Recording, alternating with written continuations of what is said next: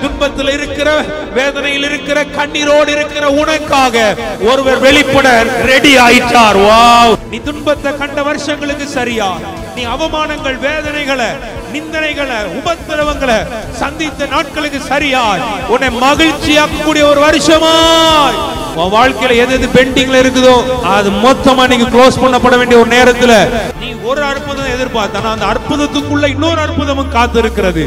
ஏன்னா அற்புதத்துக்கு மேல அற்புதத்தினால தேவன் நம்மை நிரப்புகிறார். ஒரு ஆமென் சொல்லுங்க. ஏசப்பா நீங்க மட்டும் என் கூட இருந்தா போதுமே, இருவ போதுமே.